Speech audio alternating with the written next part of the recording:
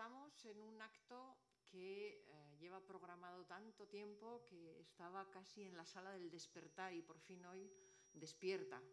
Es una actividad académica transversal, múltiple, una actividad académica que va desde el arte hasta la ciencia. Es algo que vamos a dedicar al paisaje como tema que aglutina las diferentes actividades, y el paisaje puede ser esa bisagra entre dos campos de trabajo que aparentemente no tienen relación o que teóricamente no tienen relación, pero que nada más lejos de la realidad, por supuesto, que se puede transgredir esa aparente separación y dar lugar a un eje que une esos dos campos. Bien, esta actividad académica, decía, se fue fraguando hace mucho tiempo. Quizás Luis Alberto Longares ha sido el eje, el motor de este trabajo, quien desde colgar los cuadros, en el caso de la exposición pictórica, hasta contactar, estar al tanto, hacer al tanto de qué se hacía o cómo se iba a hacer, hasta por fin llegar aquí, bueno, pues ha hecho esa labor absolutamente necesaria. Pero hay que agradecer a mucha gente y a muchos organismos que podamos estar aquí. En primer lugar, a la Biblioteca María Moliner y en su representación a Matilde Cantín, su directora, que está aquí por este saber guardar, en principio por esa disponibilidad cuando vinimos con la idea de la exposición, saber guardar los cuadros durante todo este tiempo, y no solo los cuadros, sino la exposición bibliográfica, cartográfica y pictórica. Entonces, muchas gracias, Matilde, y muchas gracias a la biblioteca. En segundo lugar, a quien ha colaborado con esta actividad, en primer lugar a la pintora, a la artista, a Pilar Longás, ¿quién le iba a decir a ella que iba a sacar sus obras de su casa para depositarlas en un aula o en una exposición que iba a estar dormida durante un tiempo? En tercer lugar, a Francisco Pellicer, que será quien nos deleite con una charla al hilo de este tema que ya he anunciado, el paisaje a caballo, desde el arte a la ciencia. Y a todos los que estáis aquí, más los que estáis escuchándonos. Y también al IGEAR, al Instituto Geográfico de Aragón, porque ha aportado algunos de un vídeo que se está proyectando continuamente en la exposición y que quien pueda venir a verlo lo verá, y ha estado, repito, aportando también algunos elementos de cartografía, de paisaje. Bien, la actividad, esa actividad transversal que no es solo una exposición pictórica, no es solo una exposición cartográfica, no es solo una exposición bibliográfica, no es solo un vídeo que está, es todo ello. Y realmente merece la pena. La exposición bibliográfica y cartográfica recoge ejemplares de cartografías de paisaje que se han trabajado en la comunidad, y no solo en la comunidad, en nuestra comunidad. Aparecen trabajos de paisaje de España o de otros entornos territoriales, y merece la pena. Hay enfoques variados, lo mismo que el caso de la exposición cartográfica. En ese sentido, es una pena, como para tantas otras cosas, que estemos en el momento, en el tiempo en el que nos ha tocado vivir ahora, donde no haya esa fluidez para poder realizar cosas interesantes. Bueno, hemos dicho que el tema era el paisaje, el nexo común a estas aportaciones pictóricas, bibliográficas, el paisaje. El paisaje realmente se ha convertido en un tema, de eso hablará Paco, no me voy a adelantar yo ni voy a quitar tiempo, pero realmente se ha convertido en un tema estrella, sobre todo para nosotros, para los geógrafos. Un tema estrella porque supone, un paisaje es eso, una impronta del territorio en un momento determinado, en un espacio determinado. y se puede interpretar y se puede valorar y se puede trabajar científicamente. No es solo ese ¡ah!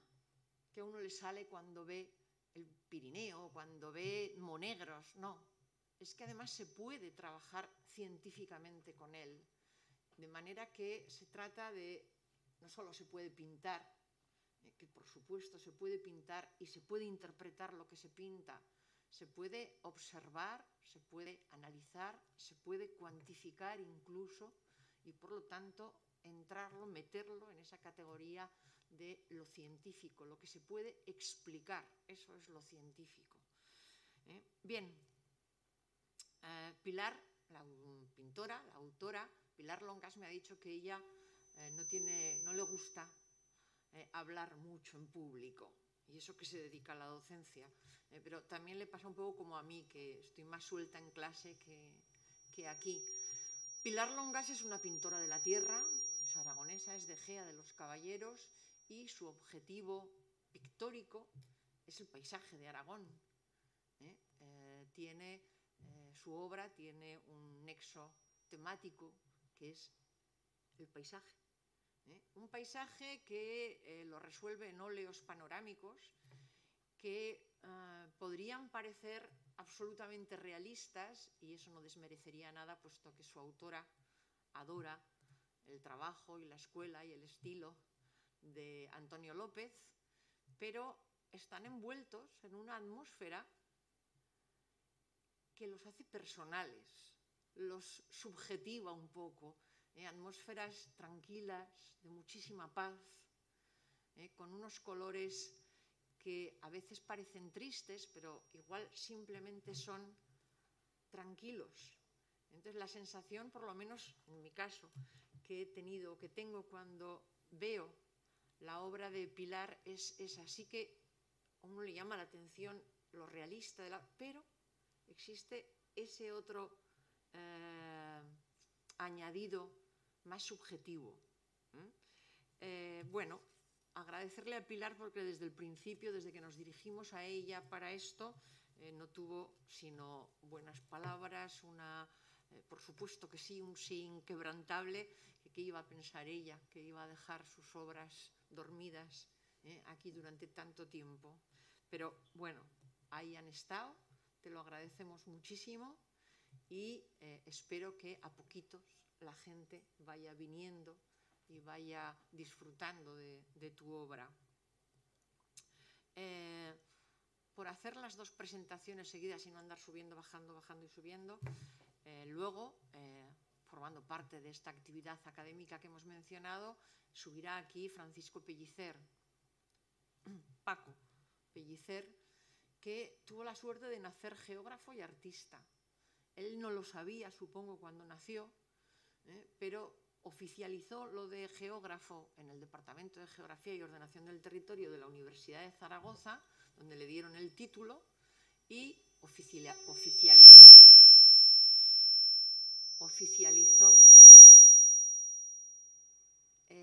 lo de pintor, trabajando en unas etapas de su vida cuando se le ha permitido más, en otras menos, retomando y... ¿No se me oye? ¿No se me oye? Pues ahora no me haga repetir todo esto. Ah, vale. Decía, no sé qué decía. Sí, pintando paisajes y habitantes del paisaje, pintando naturaleza y pintando humanidad. Y sobre todo haciéndolo con unos colores tan absolutamente vivos. ¿Se acopla con algo? Ah, perdón. Es que estos están enchufados. Sigue. Bueno, con unos colores, decía, tan rotundos, tan protagonistas, que hacen que el cuadro esté vivo, que lo pintado esté vivo, y lo nota uno.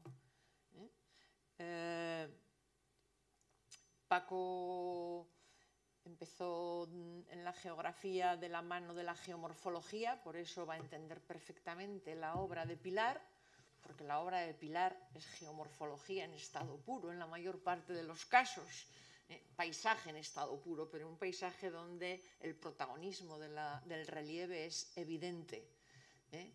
Y luego Paco no abandonó la geomorfología, pero fue haciendo más grande su visión y pasó al medio ambiente urbano, no al medio ambiente punto, no al medio ambiente urbano.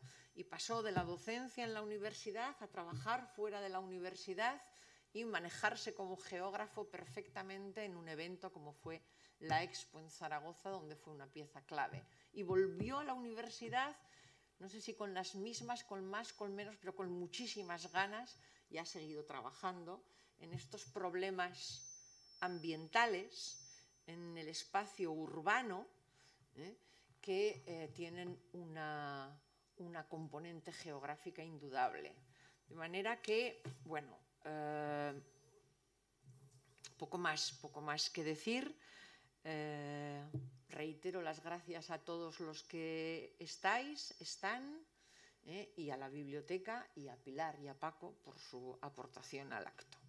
Nada más.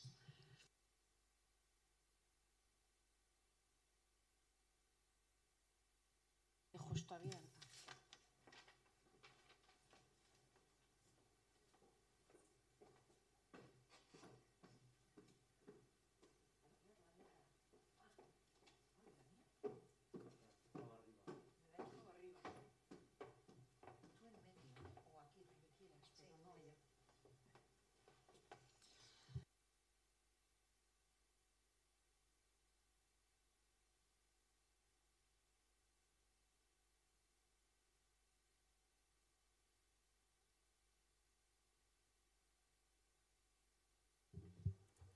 Hola, buenas tardes.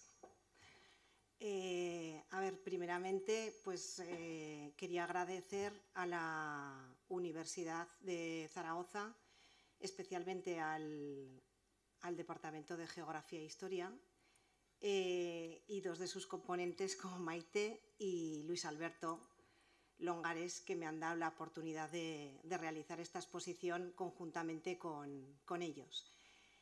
Y también, por supuesto, a la biblioteca de la universidad, porque además, lo que decía Maite antes, han estado los cuadros muy bien guardados desde marzo, que es cuando se iba a realizar la exposición, en principio.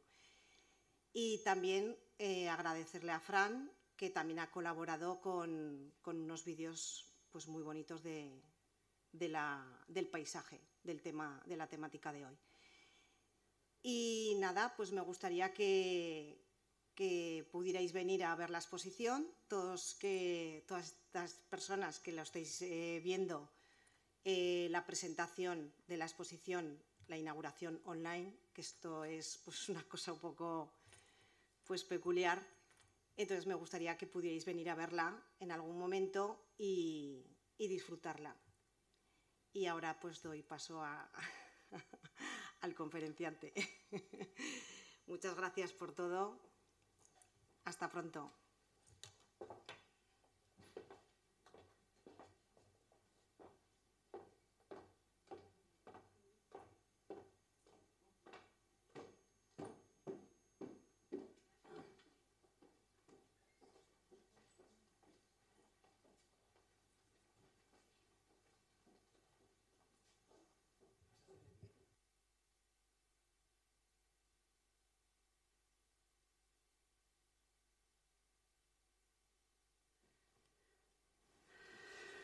Bien.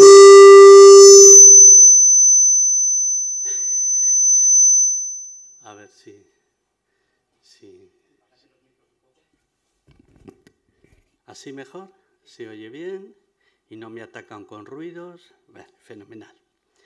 Bien, detrás de este encuentro, muy lejos, hay un personaje al que quiero dedicar esta pequeña charla, que es José Manuel Rubio, que fue un catedrático de Sevilla, de geografía física, muy amigo de Longares, de Maite y mío. Tuvimos unas experiencias magníficas y uno de sus temas favoritos era el de la ciencia el paisaje entre la ciencia y el arte. Cuando estamos pensando en el paisaje, muchas veces nos fijamos en una serie de signos del paisaje que están en la epidermis, están grabados en la epidermis de la Tierra, y ahí observamos, como hace muy bien Pilar, pues el relieve, las montañas, los llanos, los valles. Pero también una cosa que hace muy bien Pilar es que pinta la atmósfera. A mí me gusta mucho que en el paisaje no solamente sean las formas del relieve, sino que también haya atmósfera, nieblas, nubes, nieve, que haya otros elementos en los que el agua está muy presente, los ríos, los lagos, las aguas atmosféricas. Y también los bosques, los prados, la fauna. Todo este conjunto de signos están sobre la epidermis de la Tierra, pero hay además otros signos que están también grabados en esta piel, es una piel que está tatuada por las civilizaciones.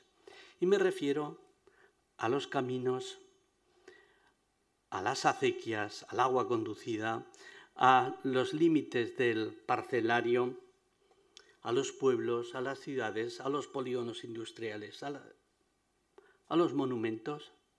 Todo esto está también en el paisaje.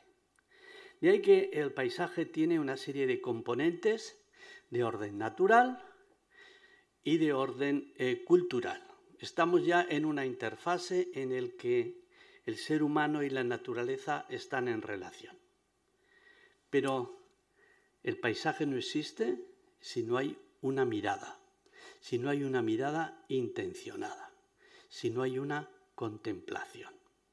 Es muy importante para que el paisaje transmita su identidad, es muy importante saber leer estos signos, como lo haríamos con cualquier otro lenguaje.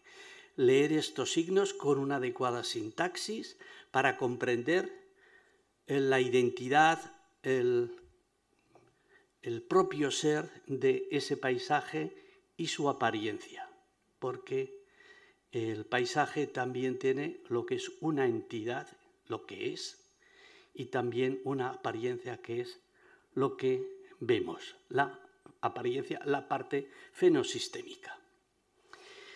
Cuando yo era un crío, me regalaron, yo debía tener 7 u 8 años, me regalaron unas pinturas acuarelables y yo empecé a pintar paisajes de allí, de mi pueblo, de todo aquello. Y pintaba pues las montañas, los ríos, los árboles, los caminos, toda esta serie de cosas. Yo lo estaba pintando y para mí fue una etapa muy interesante porque me ayudó a fijarme en las cosas. Cuando estás pintando, prestas mucha atención a lo que estás viendo, seleccionas aquello que es verdaderamente significativo, eliminas aquello que es anecdótico y que no te aporta nada, y vas haciendo una síntesis de la identidad de ese paisaje. Y lo captas con colores, con líneas, con formas, y te das cuenta, yo de crío descubrí que los árboles no eran verdes, y que había multitud de tonalidades de verdes, pero que también pasaban a naranjas, a granates, y que todo aquello seguía siendo árboles. Es más, que todo aquello cambiaba en el tiempo y que había una secuencia cíclica, anual, pero también unas secuencias más largas, porque aquellas viñas que había plantado mi padre, que eran muy pequeñitas, pues han hecho unas viñas grandes y que llegaba el otoño y se ponían rojas, que daba gusto verlas cuando cogíamos las uvas.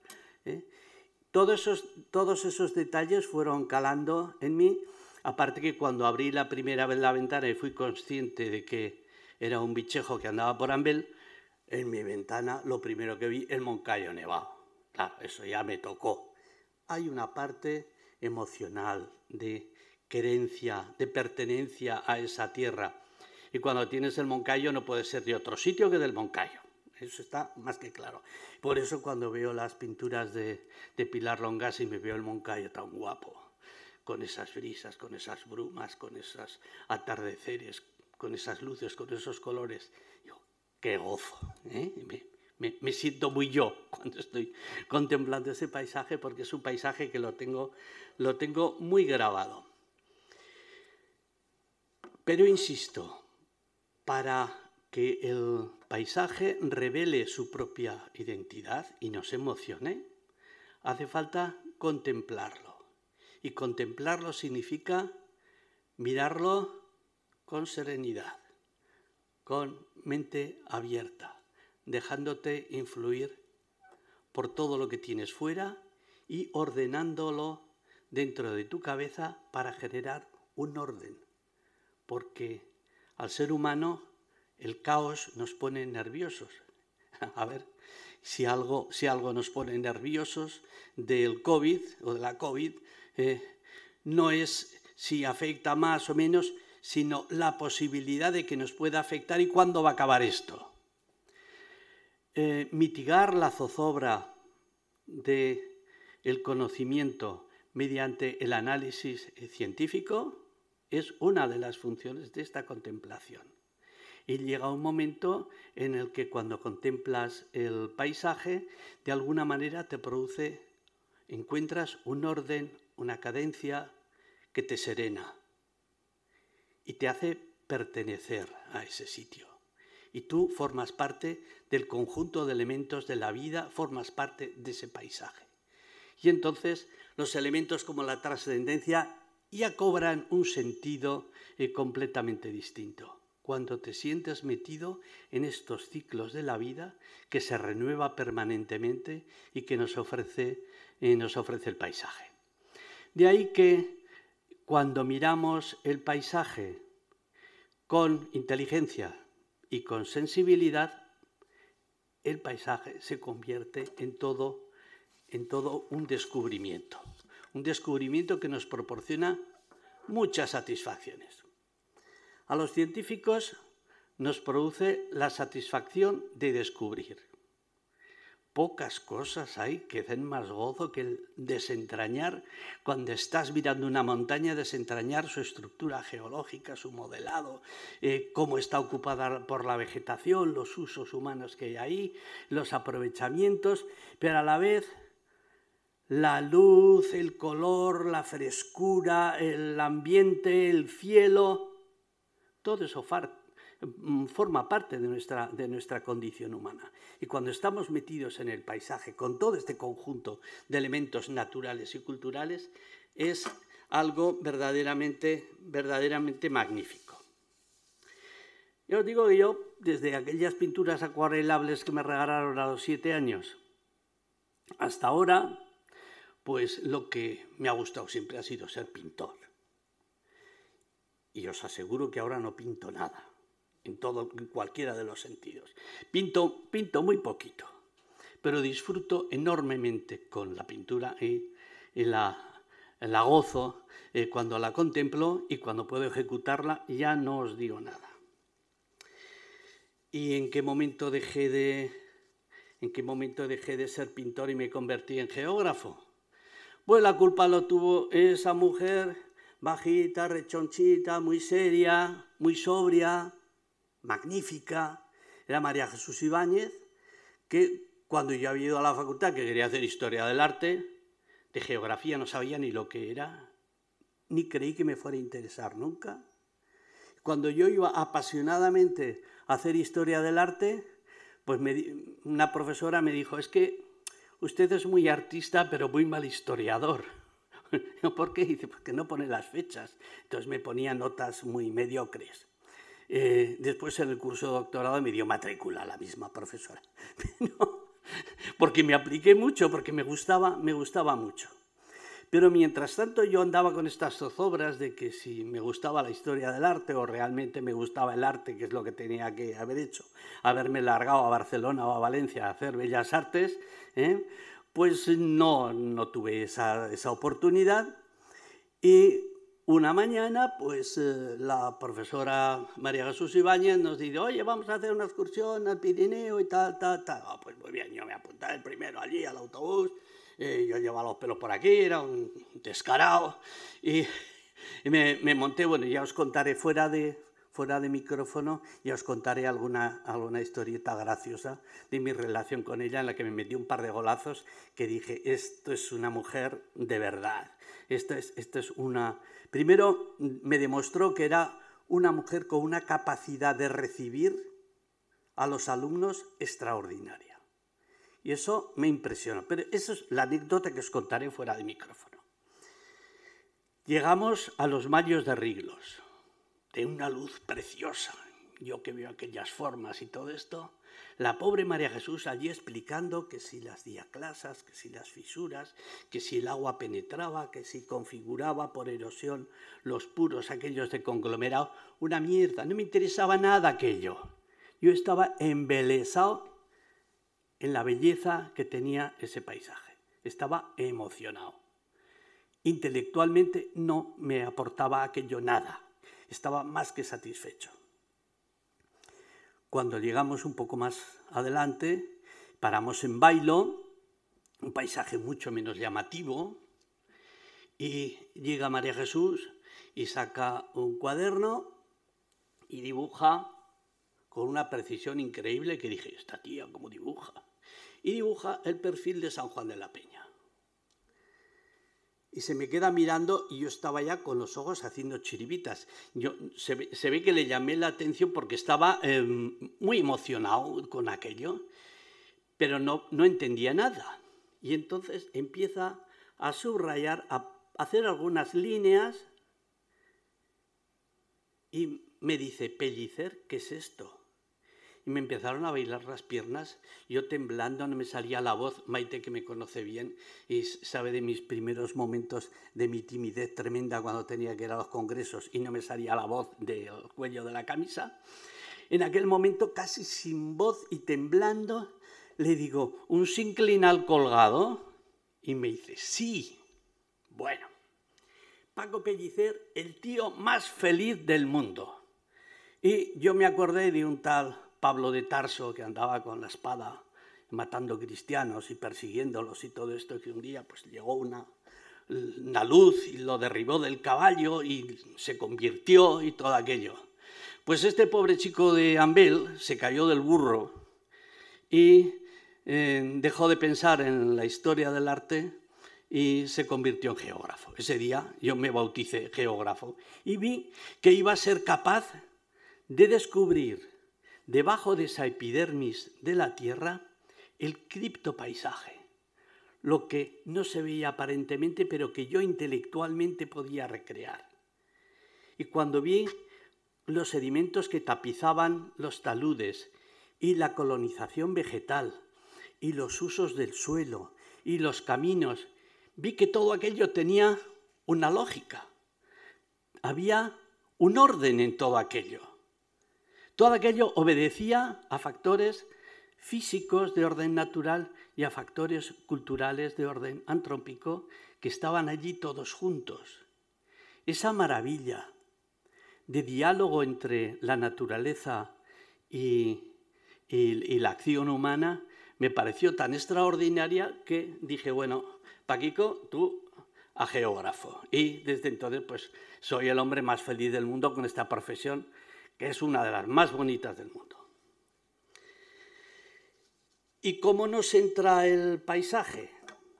Pues a mí me gusta contarlo con una anécdota que me pasó en un curso que dimos en la Almunia de Doña Godina para profesores de enseñanza media. Y bueno, estuvimos trabajando sobre temas de paisaje, haciendo mapas y demás, pero hicimos una excursión en la que al final pues yo tenía preparada una sorpresa. Y era la Cueva del Gato. La Cueva del Gato tenía una entrada estrecha, esto es la Sierra periférica Rodanas, entre Épila y Rodanas, y tiene unos estratos calcáreos, un monoclinal muy bonito de calizas y un agujero porque se entraba a una cueva, la Cueva del Gato.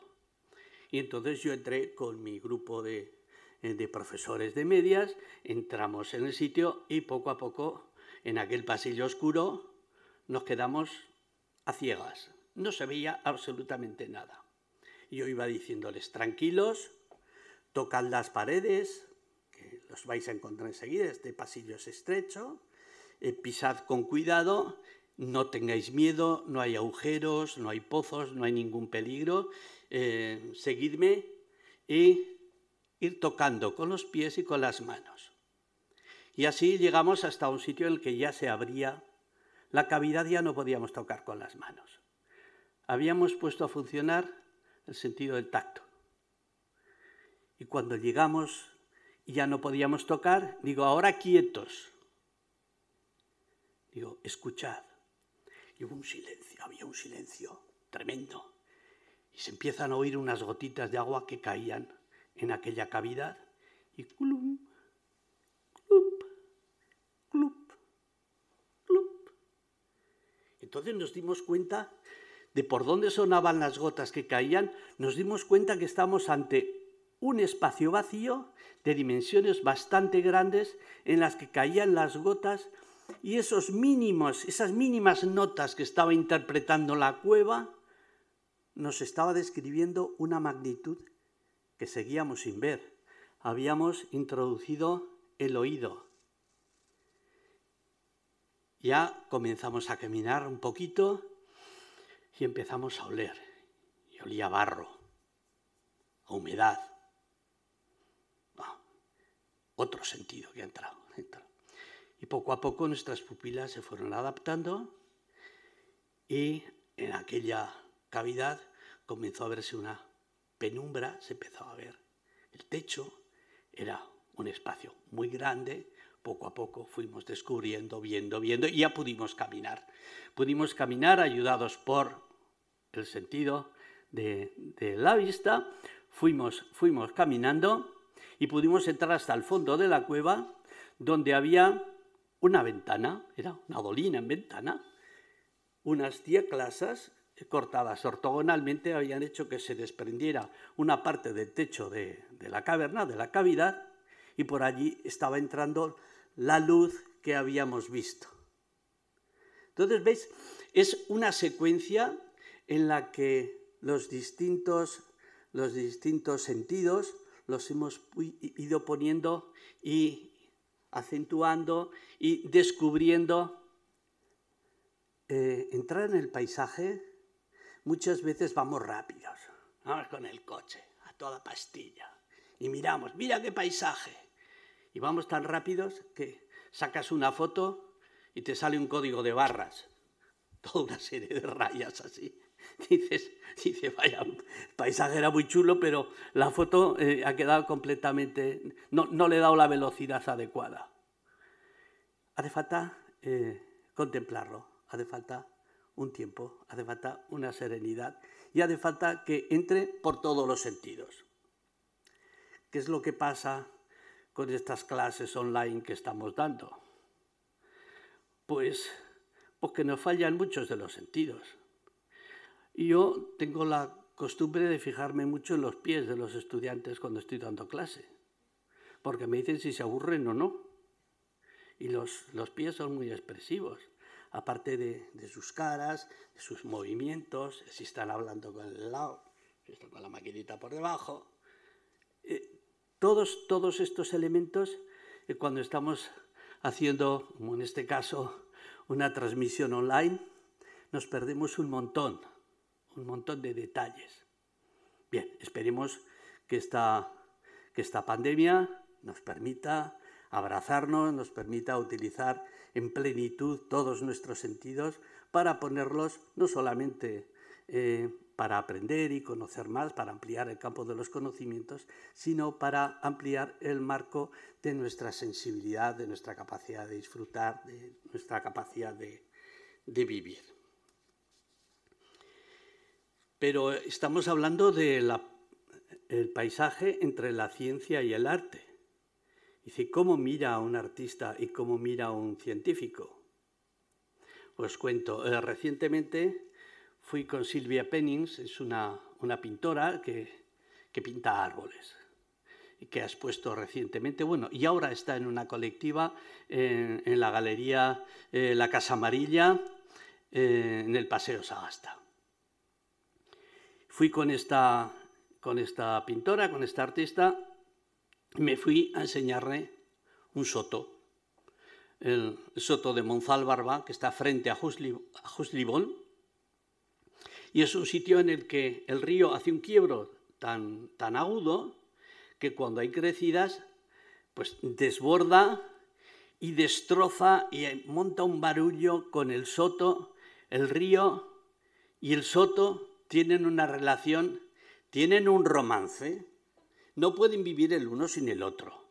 Pero, ostras, qué relación más bestia, ¿eh? ¿Cómo se relacionan? Y cuando ves un tronco que pesa varios cientos de kilos y lo ves colgado en otro árbol, en las ramas, a 5 metros o a 6 metros de altura, y ves todos los arrastres de ramas, de troncos que quedan allí atrapados.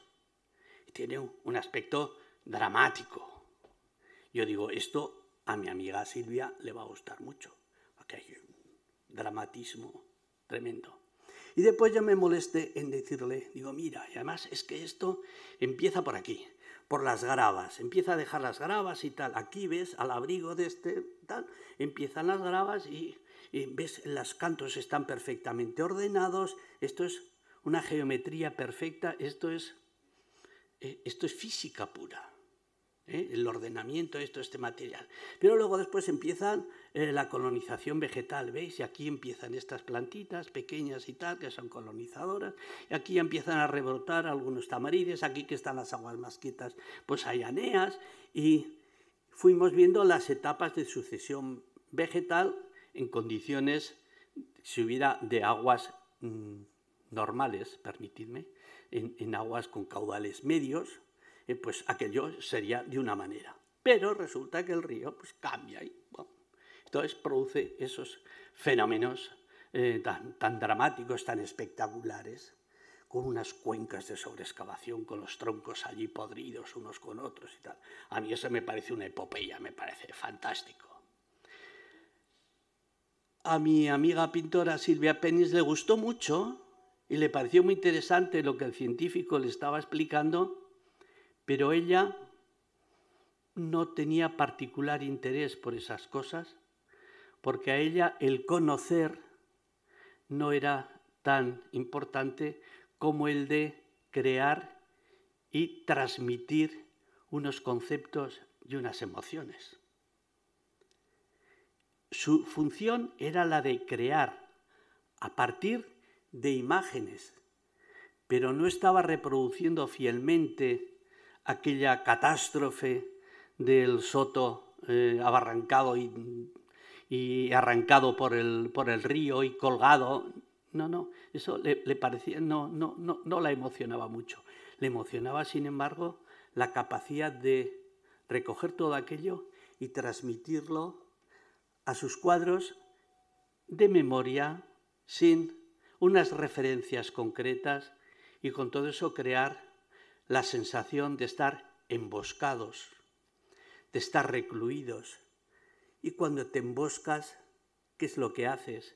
Preparar una sorpresa para dar un susto, para atacar, para defenderte, para ocultarte. Todo ese mundo de emociones de la emboscada es la que era el objeto, el concepto sobre el que Silvia Pennings está trabajando. ¿Os dais cuenta? Son dos miradas muy, muy distintas. Con este José Manuel Rubio que he citado al principio, pues le encantaba, era un naturalista del 19, fantástico, pero era un naturalista del 19 y le encantaban las láminas de las postales estas de las pinturas de los pintores naturalistas británicos que representaban al pato que estaba allí en esto y tal, y allí estaba el pato. Y yo le decía, José Manuel, digo, eso no es normal. No sé cómo te gusta eso, tan feo. Digo, esos son patos disecados colgados ahí para que los pinten y reproduzcan y los reproducen con toda esa actitud y las plumas y tal, y puedes identificar la especie y puedes identificar todo. Digo, pero eso no es arte. A mí eso no me emociona nada, me parecen patos disecados, colgados, qué cosa más horrorosa. Digo, me parece al buitre que tienes disecado en tu despacho en la casa que tenía en León. Digo, esto parece el despacho del buitre. Digo, no me gustan. Y claro, le dábamos caña. Él comenzó a codirigir una tesis doctoral sobre el paisaje de Doñana. Él conocía a Doñana magníficamente. Y empezó a dirigir una tesis a Regla Alonso, una profesora de Bellas Artes de Sevilla, una acuarelista delicadísima, extraordinaria, que a la hora de hacer su tesis doctoral quiso cambiar los papeles, quiso hacerla sobre la ciencia y el arte. Y entonces ella iba pintando los distintos momentos de floración, de cambio de color, de aquellos paisajes y demás. Con aquellas imágenes a los científicos nos estaba transmitiendo muchísima información. Y ella simplemente recogía y abstraía los colores y las formas que aparecían allí. Y de ahí salió un diálogo extraordinariamente fecundo con esta pintura. En uno de los cursos de geomorfología volcánica, en lo que solíamos ir a aprender un poquito, nos fuimos a Canarias. ¿Tú estuviste en Lanzarote, Maite? No, el de Lanzarote. ¿Eh? Sí. No, antes hubo uno en Lanzarote, estuve yo. Tú no estabas, no serías ni becaria siquiera entonces. Bueno, pues allí en Lanzarote, pues estaba explicando Martínez de Pisón, un geógrafo que dibuja maravillosamente y que comunica de una forma extraordinaria, un verdadero maestro. Y estaba explicándonos allí unas cosas del spray marino y no sé qué, y yo mientras tanto estaba tomando notas. Y entonces todo el mundo escribía textos y yo dibujaba lo que había allí, ponía flechitas y ponía a lo mejor algún nombre o una cosa para acordarme, pero lo que dibujaba era el paisaje con aquellos conos volcánicos, con aquellas lavas, Y yo estaba todo esto. Y entonces llegó José Manuel, que me pasaba un par de palmos. Uno sería normal, pero dos quiere decir que era bastante alto. Y se me queda mirando por detrás y me quita el cuaderno. ¿A que lo reconocéis? Los que lo conocéis, lo reconocéis perfectamente. Me quita el cuaderno de las manos y empieza a pasarlo. Dice, mira cómo toma apuntes Paco Pellicer.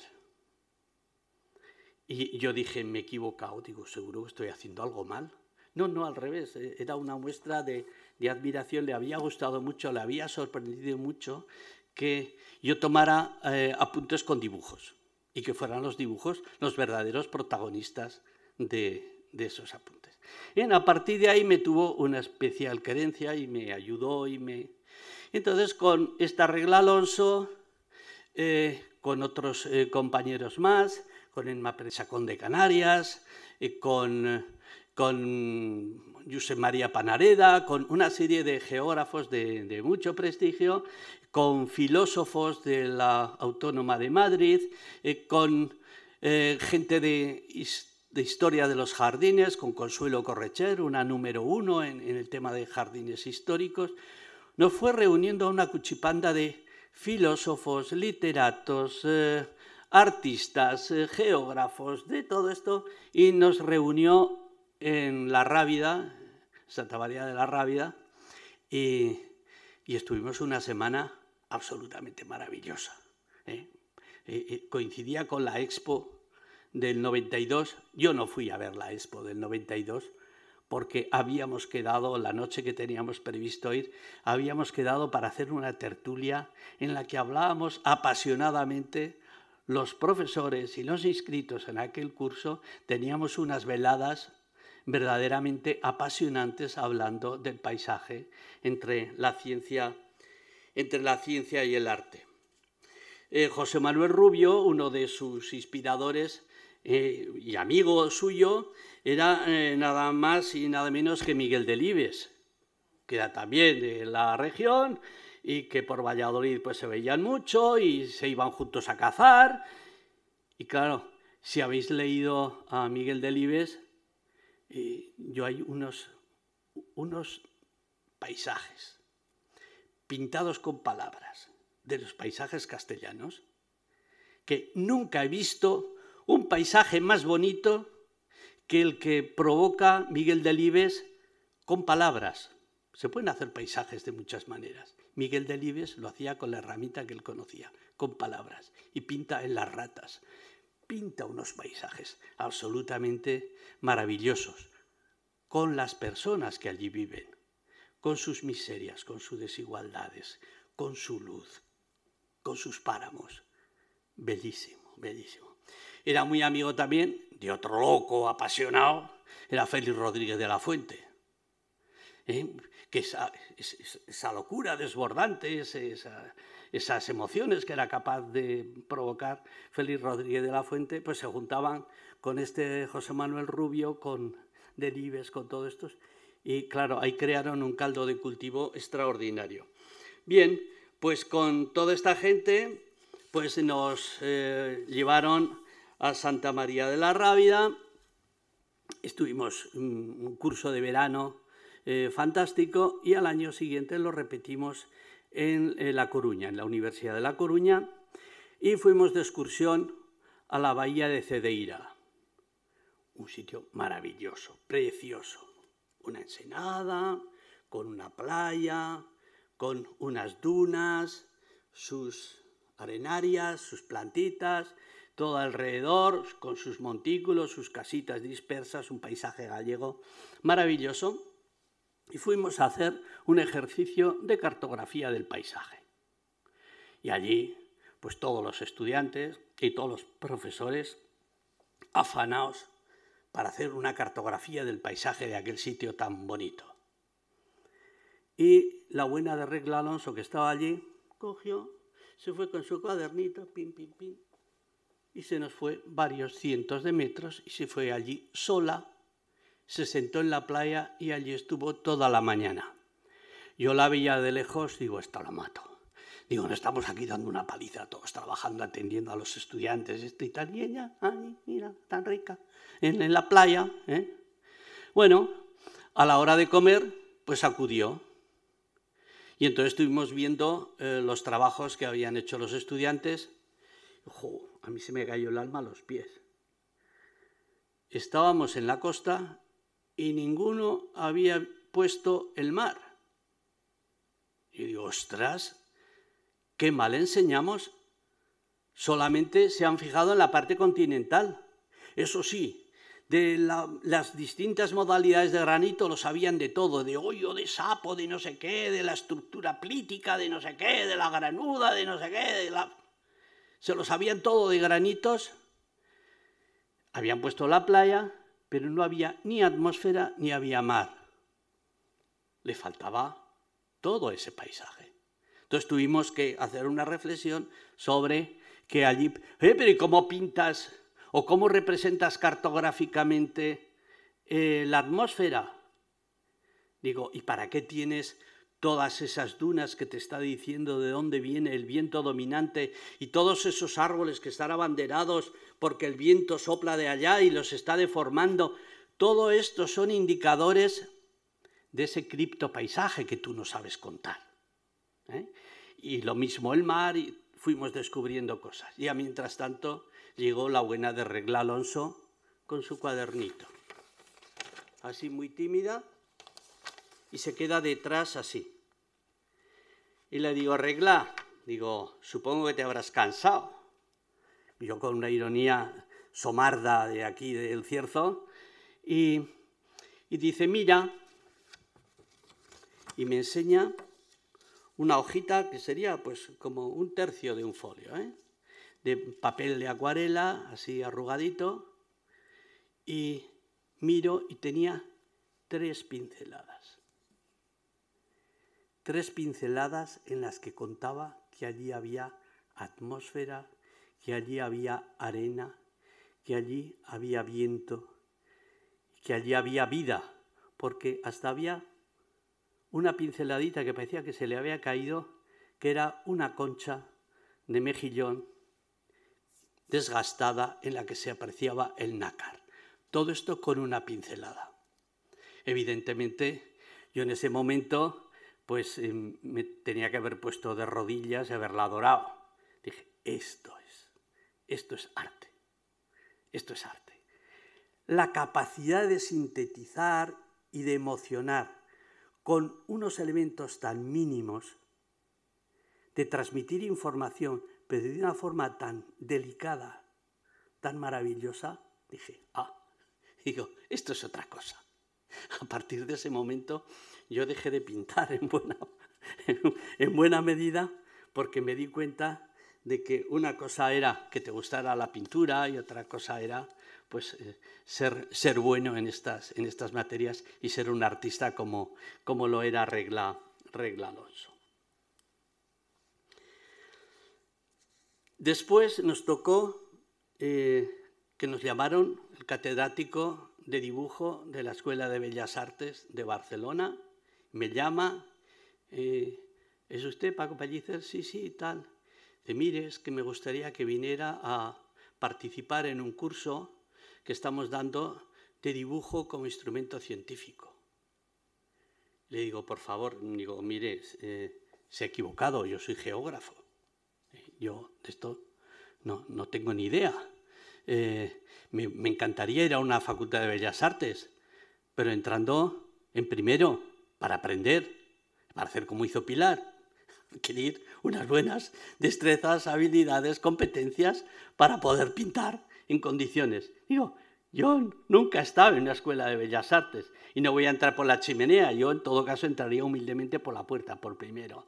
No, que sí, que yo quiero que venga, usted ha escrito esto, tal. Él había leído lo que habíamos escrito en los catálogos de las exposiciones que habíamos hecho en La Coruña, en La Rábida. Entonces había visto eso y dice, yo quiero que vengan a Barcelona y me cuenten esto. Y ahí nos veis, a la buena de Regla Alonso, que no le gustaba viajar nada y que no le gustaba incomodarse, esas cosas, y yo, que como he sido siempre un saltatapias, pues me atreví a meterme en una facultad de Bellas Artes a dar un curso de posgrado sobre el dibujo como instrumento científico. Ahí me tienes lo valiente que yo soy. Bueno, la experiencia consistió en que el primer día nos fuimos Regla Alonso y yo con los estudiantes al Palau de la Virreina. Tenía unos jardines en el entorno preciosos y invitamos a los artistas, a los estudiantes, a que pintaran y representaran un detalle de unas hojas, de unas flores, la corteza de un árbol, el porte del árbol, que pintaran lo que quisieran. Entonces estuvieron tomando notas y recogieron sus trabajos. Yo cuando los veía digo, ¡qué envidia, por favor, qué bien lo hacen estos chicos!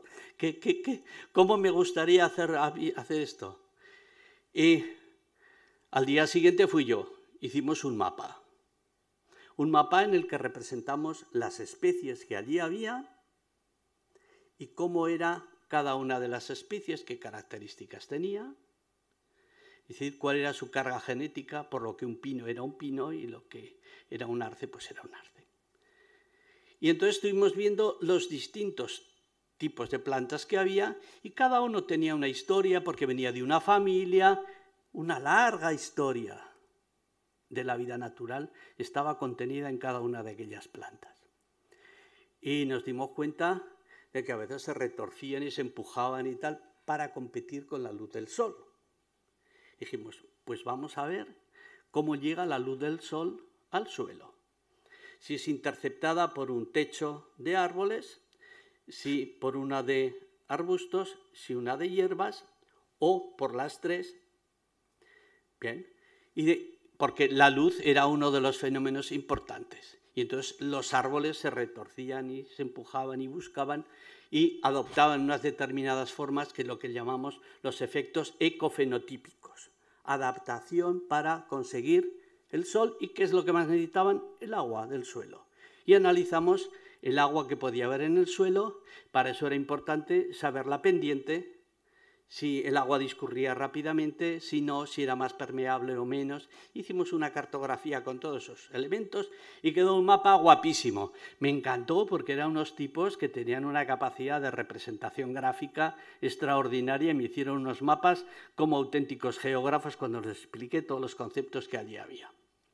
Al tercer día los llevamos al mismo sitio y les dijimos, después de haber pintado el primer día, después de haber hecho este ejercicio de comprender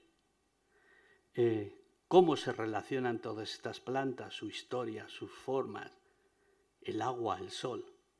Pues una vez que hemos visto esto, ahora hacer el mismo ejercicio que el primer día. Os podéis imaginar.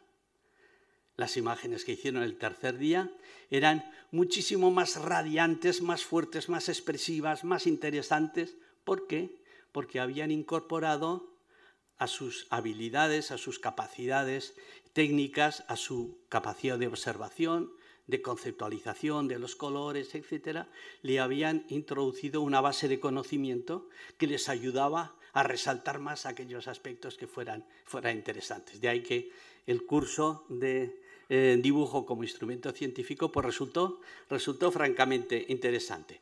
Como ves, muchas veces lo que podemos hacer es cruzar informaciones de un lado y otro y juntarnos y compartirlas. Esto hemos hecho, por ejemplo, pues en esta librería-galería que os he citado antes, de la Casa Amarilla, en la que es un tema casi recurrente, en el que hacemos paseos para contemplar la naturaleza, exponemos nuestros libros en los que nos inspiramos, por eso es una librería, los artistas exponen su obra y tal, y ahí pues vamos intercambiando pareceres y hemos tenido experiencias muy bonitas pues con Silvia Pennings, que os acabo de citar, con Luisa Olets, con Fernando Sinaga. Fernando Sinaga es este de las pantallas espectrales en las orillas del Ebro, que juega con el paisaje reflejado en esas pantallas que parecen mitad templos japoneses, mitad carteles de publicidad, y que todo eso, los artistas para esto se las pintan solos, son magníficos la capacidad de creación que tienen.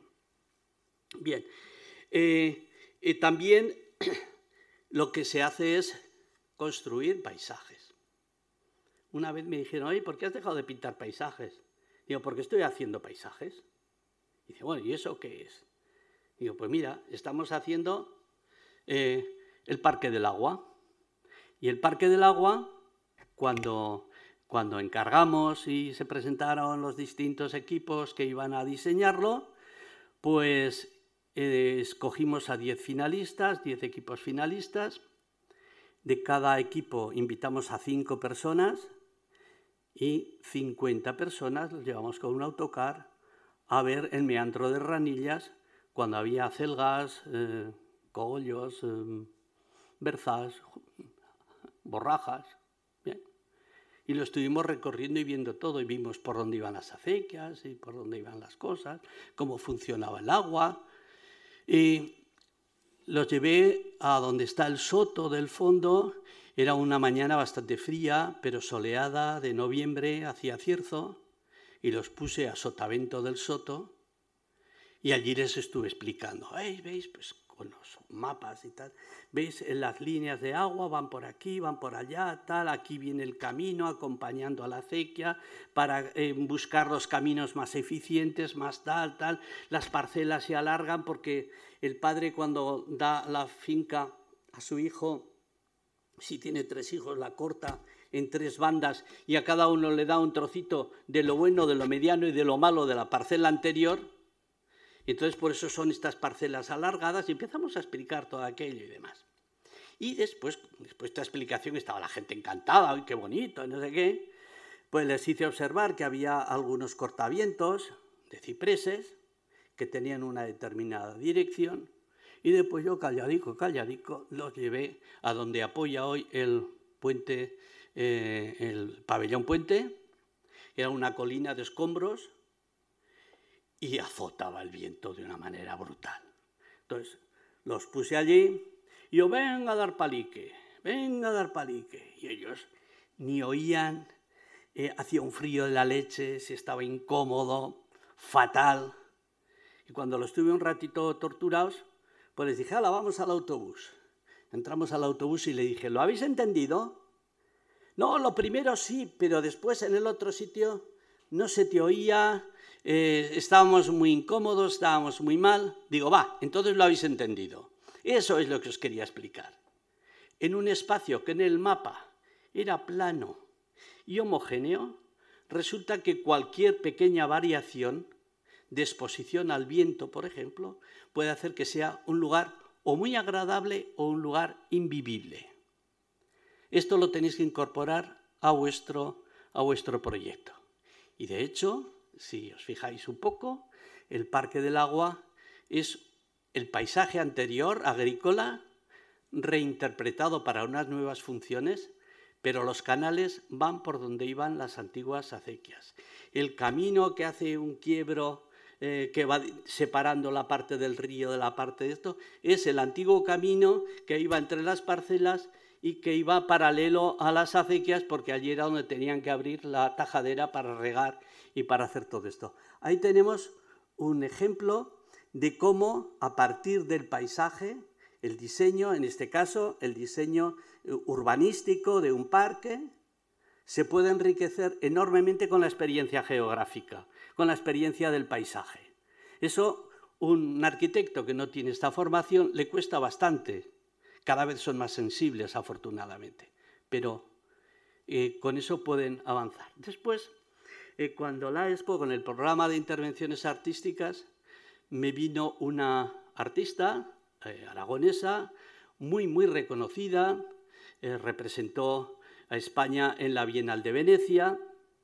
Entonces vino con una propuesta que era de tomar una porción de unas pocas hectáreas de la margen del Ebro y dejarlo durante 75 años sin tocar. Después de unas disputas que no puedo reproducir aquí, porque hubo insultos gordos entre los miembros del tribunal que no se entendían, se aprobó mediante unas triguiñuelas y malas artes que sabemos hacer. En planificación logramos que esa intervención artística, que consistía en tomar una porción de terreno y dejarla sin tocar, sin intervenir, para que la naturaleza actuase, saliera adelante. Y me acuerdo cuando lo presenté en el ayuntamiento, bueno, estaba presentándolo con Alberto Belló, que el alcalde iba presentando las distintas obras de arte, y cuando llegó a esta, Paco Pellicer lo explicará mejor. Y me pasó la patata caliente. Yo tenía que explicarles que una obra de arte consistía, con una intervención artística, consistía en dejar una porción de terreno sin intervenir y que fuese la naturaleza la que actuara. Cuando lo expliqué, se me quedaba mirando y un periodista muy conocido aquí en Zaragoza, del Heraldo, me preguntó, ¿y encima le habréis pagado? Y le dije, naturalmente. ¿Y cuánto? Le digo, mira, me vas a tener que decir a cuánto va el cuarto y mitad de idea, porque esto es un concepto, esto es una idea. Y las ideas no se pueden medir en cuartos de kilo. Las ideas tienen un valor de otra naturaleza. Hemos pagado, es una obra que no es costosa, evidentemente, porque requería muy poca intervención. Con el dinero que se le pagó al artista, lo que se hizo fue una campaña de difusión de esa intervención artística, que es una de las más reconocidas y desconocidas en Zaragoza, pero en el mundo del arte es una de las más reconocidas de cuantas se hicieron en la... ¿En qué consistía? en dejar una porción del terreno para mirar, porque hemos dicho que el paisaje había que contemplarlo. Y entonces somos nosotros los espectadores de esa obra cuando vamos al lugar, nos ponemos a mirar y contemplamos la grandiosa obra de la naturaleza cuando el río da la vuelta, remueve todos los sedimentos, arrastra las conchas, crecen los tamarices, a veces los arranca, otras veces queda un gran tronco que ha venido de arriba y lo deja cabalgando sobre las dunas de gravas en los Point Bar.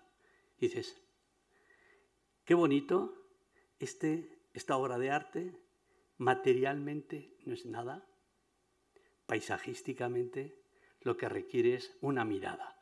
Y somos nosotros, con nuestra mirada, los que construimos el paisaje. Bueno, con esto quiero terminar. He procurado dar un repaso a distintas maneras de ver el paisaje y de entenderlo, y de la necesidad de que entre los científicos y los artistas podamos muchas veces comunicarlos. Yo puedo decir que los artistas me han producido unas satisfacciones brutales, fantásticas. Los adoro. Están de atar todos. Son geniales, fantásticos. Son personas que, como son fundamentalmente creativos, nosotros en la docencia a cada clase, para que nos entiendan, le tenemos que añadir un 5 o un 10% de novedad y el resto construimos con cosas que ya saben los chicos. Un artista está completamente libre y hace lo que le da la gana y busca lo diferente, lo que no existe, la creación. Por eso, mi aplauso y mi reconocimiento para los artistas, en este caso, representados por Pilar Rongas. Muchas gracias.